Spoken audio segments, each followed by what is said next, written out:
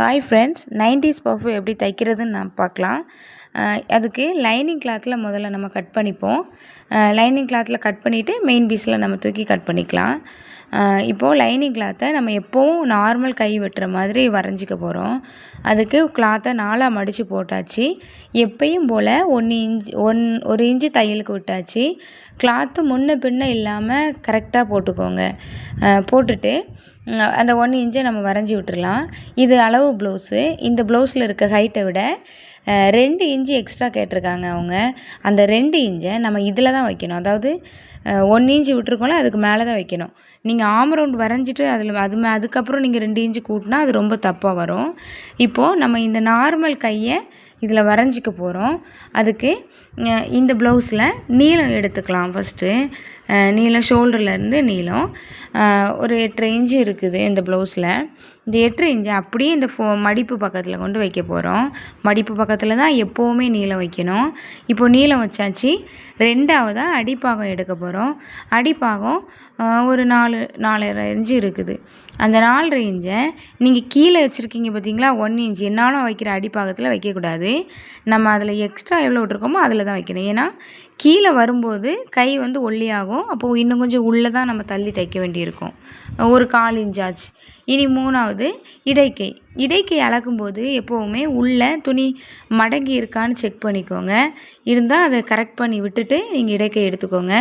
6.5 inch இருக்குது. அதை நீளத்துலேருந்து, அதாவது மடிப்பு பாகத்துலேருந்து எதிர்பாகத்தில் வச்சுக்கோங்க. வச்சு நேர்கோடு போட்டுக்கலாம். அடுத்தால நம்ம இதில் அடிங்கை பார்க்க போகிறோம். அடிங்கை இதில் தான், அதாவது நம்ம 2ஆவது விட்டுருக்கோம்ல, ஹைட்டை அதிகப்படுத்தியிருக்கோம்ல, அந்த கோட்டிலேருந்து அடிங்கை வச்சுக்கலாம். வச்சு இனி நம்ம ஆம்புகள் வரைய போகிறோம். ஆம் ரவுண்டை நம்ம ப்ளவுஸில் செக் பண்ணிக்கலாம் எவ்வளோ இருக்குன்ட்டு. ஒவ்வொரு விரலாக வச்சு செக் பண்ணுங்கள். ஒரேடியாக இழுத்து நம்ம இது செக் பண்ணக்கூடாது. ஒரு விரல் வைக்க ஒரு விரல் எடுக்க, அப்படி வச்சு நீங்கள் செக் பண்ணுங்கள். இப்போது இது எக்ஸ்ட்ரா நம்ம 1.5 இன்ச்சு தையலுக்கும் விட்டாச்சு. இங்கே மேலேயும் நம்ம 1.5 இன்ச்சு விட்டாச்சு. ஏன்னா இந்த 1.5 நேராக வரணும், அந்த 1.5 நேராக வரணும். இப்போது லேசாக பெண்ட் பண்ணி ஒரு வளைவு போட்டாச்சு. ஆம் ரவுண்ட் போட்டாச்சு. இனி அதை அழகாக வரைஞ்சி வச்சாச்சு. இது நார்மல் ப்ளவுஸு.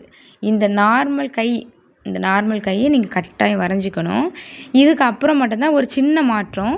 இதை நீங்கள் கவனமாக பாருங்கள். இந்த கை வரைஞ்சிருக்கோம் இல்லையா, நீளம், அதுக்கு மேலே எக்ஸ்ட்ரா ஒரு 3 இன்ச்சு வச்சுக்கோங்க. இந்த பஃப்புக்கு 3 இன்ச்சு வச்சுக்கிட்டிங்கன்னா, இதில் 1.5 இன்ச்சு நீங்கள் வச்சிங்கன்னா அகலமும் 1.5 இன்ச்சு தான் வைக்கணும். இப்போ நம்ம 3 இன்ச்சு வச்சதுனால அகலமும் 3 இன்ச்சு நம்ம வச்சுருக்கோம். இப்போ பாக்ஸ் ஆகிடுச்சு. அது 3 இன்ச்சுக்கு 3 இன்ச்சு. இனி அந்த 3 இன்ச்சுக்கு உள்ளே நம்ம அந்த வளைவு எடுக்க போகிறோம். அந்த வளைவு இவ்வளோ அழகாக இந்த பழைய அந்த கை வரைஞ்சிருக்கோம் இல்லையா, அது கூட இது ஜாயிண்ட் ஆயிடணும். இதை விட அதிகமாக நீங்கள் வளைச்சி எடுத்துட்டிங்கன்னா இந்த கை நீங்கள் தச்சு போட்ட பிறகு லூஸ் கிடைக்கும். ஆம் ரவுண்டில் லூஸ் கிடைக்கும். நீங்கள் இவ்வளோக்குள்ளே அந்த பாக்ஸுக்குள்ளேயே நீங்கள் வளைச்சி எடுத்து இந்த கை வரைஞ்சிருக்கோம் இல்லையா, அதில் கொண்டு நீங்கள் அப்படியே ஜாயின் பண்ணி நீங்கள் அந்த கையை அப்படியே வெட்டி கட் பண்ணி எடுத்துருங்க. எடுத்தாச்சு. இப்போது இந்த நம்ம ஃபஸ்ட்டு நீளம் வரைஞ்சிருக்கோம் இல்லையா, அந்த இதில் கொண்டு ஒரு நாச் போட்டுக்கோங்க அந்த ஹைட் அளவுக்கு. ஏன்னா அதுக்கப்புறம் உள்ளதில் தான் நம்ம சுருக்கு வைக்க போகிறோம்.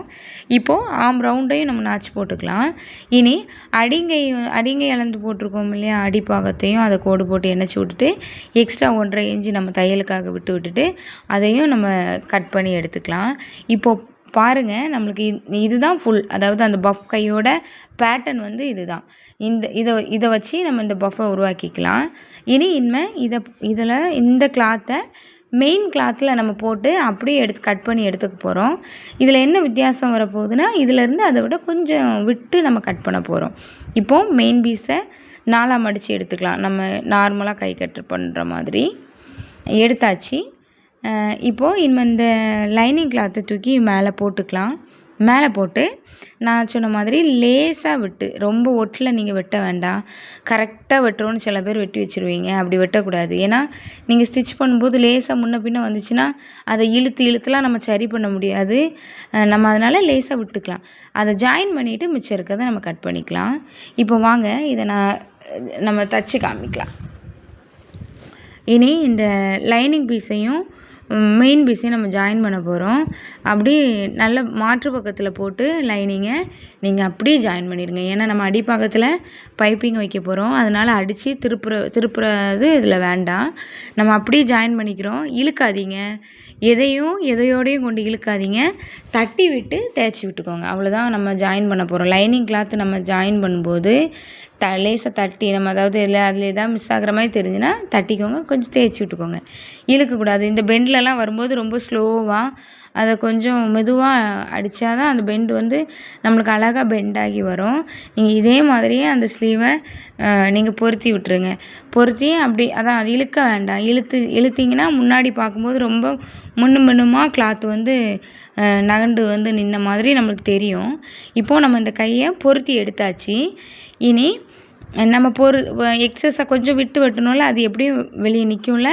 எதுலெல்லாம் நிற்கிதோ அதில் மட்டும் கரெக்ட் பண்ணி நீங்கள் அதை கட் பண்ணி எடுத்துருங்க. சரிங்களா? இல்லாத இடத்துல வேண்டாம். ஏன்னா நம்ம ஒரு இடத்துல முன்ன ஒரு இடத்துல பின்ன வெட்டியிருக்க வாய்ப்பு உண்டு. நம்ம இருக்கிற இடத்துல அதிகமாக இருக்கிற இடத்துல நம்ம கட் பண்ணி அதை எடுத்துக்கலாம்.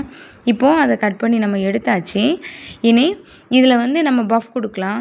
இதை நான் சென்டர் நாச் பண்ணாமல் இருந்திருக்கேன். கட் பண்ணும்போது சென்டர் நாச் கொடுத்துருவோம் எப்போவுமே. இதில் கொடுக்கல, சென்டர் நாச் கொடுத்துக்கலாம். சென்டர் நாச் கொடுத்துட்டு இதில் ஏற்கனவே நம்ம ப்ளீட் வைக்கிறதுக்காக ஒரு நாச் கொடுத்துருக்கோம். இந்த லைனிங் பீஸில் கொடுத்துருக்கோம். அதை நம்ம மெயின் பீஸ்லையும் அடையாளப்படுத்திக்கலாம். ஏன்னா அப்போ தான் நம்மளுக்கு பஃப் வைக்கும்போது எதோடு நிப்பாட்டிக்கணும்னு நம்மளுக்கு தெரியும். இப்போது இந்த நாச்சிலேருந்து இந்த நாச்சு வரை நம்ம பஃப் வைக்க போகிறோம். 90s பஃபுக்கு ஒரு 3 பஃப் இருந்தால் போதும். இந்த பக்கம் 3, இந்த பக்கம் 3 சுருக்கு வச்சா போதும். அந்த சுருக்கை நம்ம அந்த நாச்சில் இருந்து ஆரம்பிச்சுக்கலாம். இப்போ வைக்க ஆரம்பித்தாச்சு. நான் காமிச்சிருக்கேன் பார்த்தீங்களா? குட்டி சுருக்காக தான் நம்ம வைக்கணும். பெரிய சுருக்காக வச்சிங்கன்னா அதிலே அந்த ப்ளவுஸ் அது மடங்கி நிற்க ஆரம்பிச்சுக்கும். லேசாக, அதாவது ரொம்ப மடக்க வேண்டாம், லேசாக ஒரு சுருக்கு வச்சுக்கோங்க. அந்த நாச்சுக்கு முன்னாடி 3 சுருக்கு, நாச்சுக்கு பின்னாடி 3 சுருக்கு வார மாதிரி வச்சுக்கோங்க. நீங்கள் வைக்கிற சுருக்கு வந்து ரொம்ப பெரிய உள்ள துணியை நீங்கள் தள்ளி வைக்கக்கூடாது. சிம்பிளாக ஒரு சுருக்காக இருக்கணும் இது. அதாவது நீங்கள் இப்படி கணக்கு பண்ணிக்கோங்க. நாச்சுக்கு 3 நாச்சு வச்சுருக்கோம் இல்லையா? சென்டர் நாச்சிலேருந்து அந்த நாச்சுக்கு உள்ளே நீங்கள் 3 வைக்கணும். அப்போ அதை எவ்வளோக்குள்ளே நீங்கள் கரெக்ட் பண்ணி வைக்க முடியுமோ அப்படி குட்டியாக 3 ப்ளீட் வச்சுக்கோங்க. இப்போது மொத்தம் 6 ப்ளீட் நம்ம வச்சாச்சு. அதோடு நம்ம அந்த தையல் எடுத்துக்கலாம். எடுத்துகிட்டே நீங்கள் பார்த்தீங்கன்னா உங்களுக்கு தெரியும், அந்த ப்ளீட் வந்து அழகாக வந்திருக்கும். அதாவது சென்டர் நாச்சுக்கு போட்டிருக்கோமோ அதுக்கு அங்கே 3 ப்ளீட்டு, இங்கே 3 ப்ளீட்டு வச்சா தெரியுதா? அழகாக கிண்ண மாதிரி நம்மளுக்கு அந்த பஃப் கிடச்சிருக்கு. இனி இதை வந்து நம்ம ஷோல்டரில் நான் ஜாயின் பண்ணி உங்களுக்கு காமிக்கிறேன். அழகாக வந்திருக்கு இந்த பஃப். எனக்கு ரொம்ப பிடிச்சிருக்கு. இந்த பஃப்பை நம்ம இனி அப்படியே கையிலையும் உங்களுக்கு நான் ஜாயின் பண்ணி உங்களுக்கு காமிச்சிடுறேன். இப்போது ஏற்கனவே நம்ம வந்து ப்ளவுஸில் எல்லாம் ஜாயின் பண்ணி எடுத்து வச்சுருக்கோம். அதை இப்போ எடுத்துக்கலாம். இனி இந்த பஃப்பை தூக்கி அப்படி நல்ல பக்கமும் ஒட்டி இருக்க மாதிரி நீங்கள் கவனிச்சுக்கோங்க. இனி இதுக்கு வந்து என்ன பண்ணிக்கலாம், பஃப் ஸ்லீவ்க்கு வந்து நம்ம அட்டாச் பண்ணும்போது கிராஸ் கட் பண்ணிங்கன்னா ஈஸியாக இருக்கும் நம்மளுக்கும் ஸ்டிச் பண்ணுறதுக்கு.